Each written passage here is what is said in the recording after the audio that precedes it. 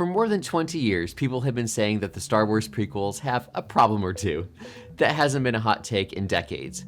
But what I see almost no one talk about is the why. What are the deep-rooted structural problems grounded in actual story theory that cause some Star Wars scenes to infamously collapse? Well, today you're going to learn something that few people on the internet know.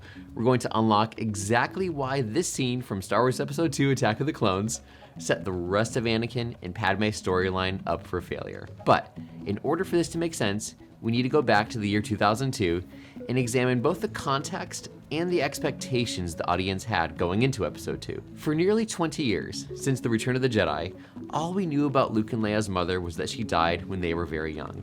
Do you remember your mother? Your real mother? Just a little bit.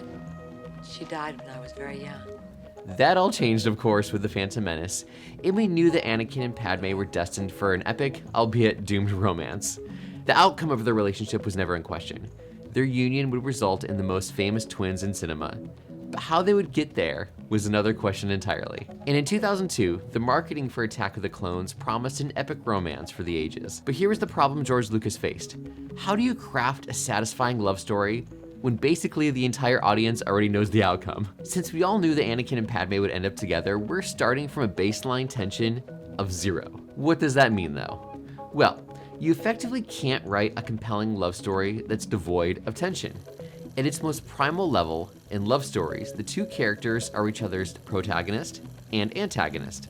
The tension comes from the constant emotional struggle between the two of them. Will they fall in love, or won't they? It's the anticipation of something that may or may not happen.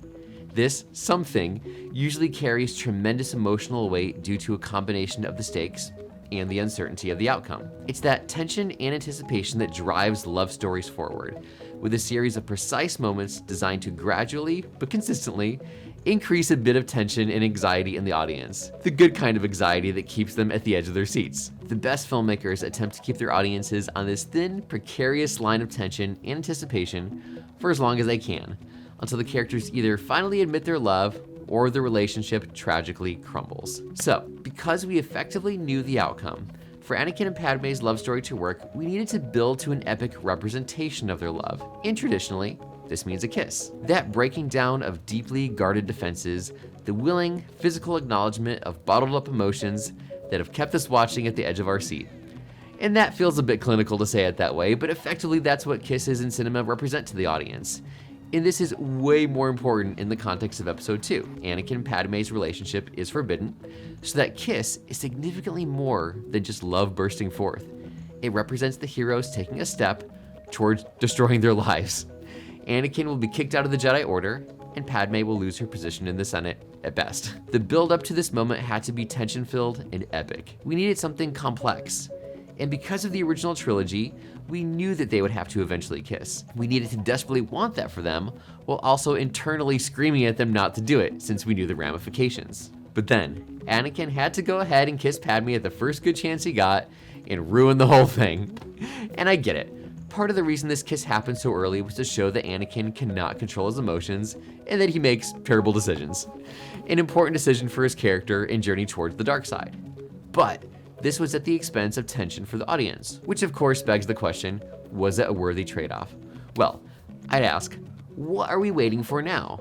Sure, the declaration of love had still yet to come, but now we're left with just waiting for that verbal declaration, rather than waiting for a deeply visual and emotionally thematic declaration, represented by what should have been the first kiss. Here's the thing. In movies, the second kiss rarely has as much emotional power as the first one, and I really don't mean that to be crass. But instead of longing for an epic culminating kiss, the second one almost always falls into a kind of been there, done that mentality. And am I being a bit extreme? Of course. And taken in a pure vacuum, Padme and Anakin's second kiss technically works perfectly well. But it's that dreaded first kiss which ruins all the tension and lead up to the second one, is they've already physically connected to an extent. But it goes even deeper than that. This isn't any old story. This was supposed to be the romance for the ages, the love story that spanned the galaxy. The love theme John Williams crafted is literally called Across the Stars, but it never quite feels that way. Sure, we can argue about other issues like acting and dialogue choices and on and on and on, but at its structural level, The root of the problem comes from the love story being devoid of a certain type of tension that the great love stories innately have. To fully understand this though, we need to think back to The Empire Strikes Back. There is actually an important parallel between episode 2 and episode 5. Han and Leia also share 2 kisses at roughly the same points in the story as episode 2, not to mention their verbal declaration of love also doesn't occur until the second kiss. But why does it work in The Empire Strikes Back, but not in Attack of the Clones? Once again, it's all tension. The audience in 1980 had no idea Han and Love would actually fall in love, or if they would end up together. That tension had been building since 1977, a movie and a half ago. Their first kiss breaks some of that tension, while also not quite answering the deeper question if they love each other. The second kiss, of course, solidifies that love. And to examine the parallel, in Attack of the Clones, Anakin and Padme's first kiss takes place in a secluded spot, just like Han and Leia's, and their second kiss is right before the darkest moments in the film, again, just like Han and Leia's. But here's the problem. We knew the outcome of Anakin and Padme's relationship before the film even started. Zero tension. But we did not know where Han and Leia's relationship would go. The tension is cranked up to 100 in this case. I'm going to go out on a limb and say that a good majority of story problems can be solved by injecting genuine, character-driven tension into the film. A lack of tension destroys many otherwise great films. And especially for Star Wars fans like us, it makes you wonder what sort of epicness could have been. And that leads me to a confession I have to make. Despite its problems, I still thoroughly enjoy the prequels for what they are. Maybe it's just nostalgia, but when I break down why this storyline collapsed, I'm doing it from a place of love for the franchise rather than hatred. And that doesn't stop me from always trying to learn whatever I can from movies about filmmaking, but nor does it stop me from loving Star Wars for what it is. Those things are not mutually exclusive.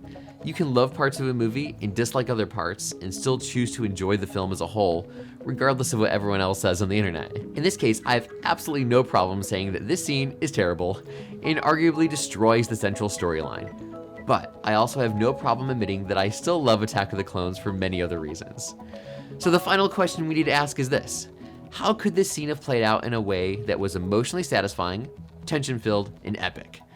To understand that, we need to do a deep dive into a scene from a different movie that accomplishes this technique exceptionally well. For that analysis, check out this video, but until next time, get offline and go create something epic.